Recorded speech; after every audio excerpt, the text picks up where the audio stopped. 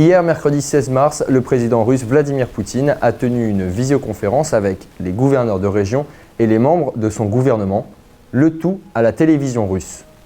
Il a commencé par une déclaration d'une trentaine de minutes dans laquelle il enchaîne des phrases plus que choc et des références historiques.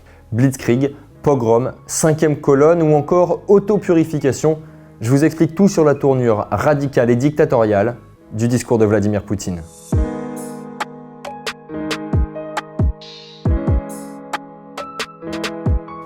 Pendant son discours, le chef du Kremlin a accusé l'Occident d'agression envers la Russie. D'ailleurs, le terme « Occident » a été utilisé 26 fois en 37 minutes. Maintenant, c'est clair. Pour lui, l'Occident, c'est l'ennemi. Je connais cette théorie, oui. Bref, face aux nombreuses sanctions internationales, Vladimir Poutine dénonce une blitzkrieg économique. Ce qui le pousse à reconnaître que le pays est en défaut de paiement, et donc que le chômage et l'inflation vont augmenter.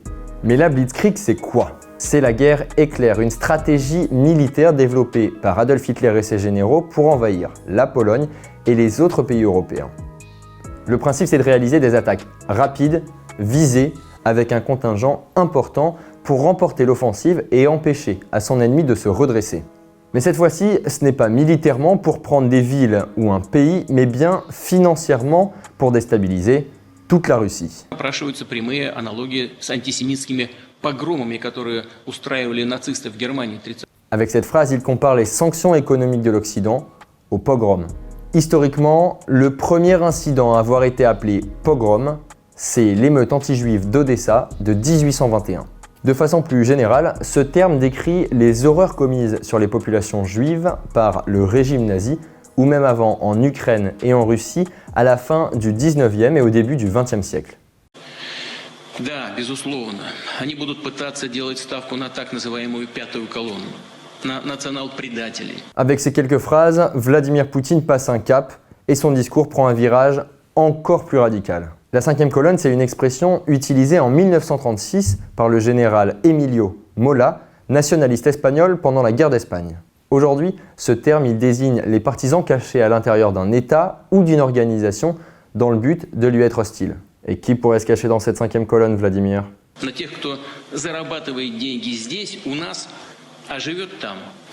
И живет даже не в географическом смысле этого слова, а по своим мыслям, по своему рабскому сознанию. Ceux donc qui sont nés en Russie mais qui n'en font plus partie. Concrètement, ce sont les opposants au régime de Vladimir Poutine ou les oligarques russes qui sont sortis du système.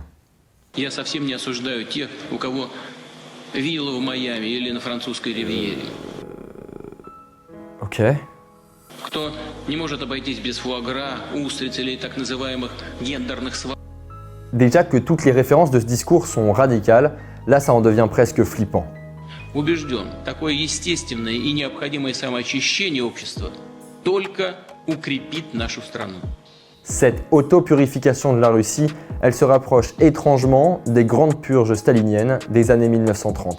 Ce n'est donc pas pour rien que Vladimir Poutine radicalise et fascise son discours. En guerre depuis le 24 février, il affirme sa position dictatoriale et est prêt à se séparer d'une partie de sa population de manière obscure, celle qui lui est opposée. Mais en parallèle, sa rhétorique reste la même, se placer en victime face aux autres nations pour légitimer ses actions.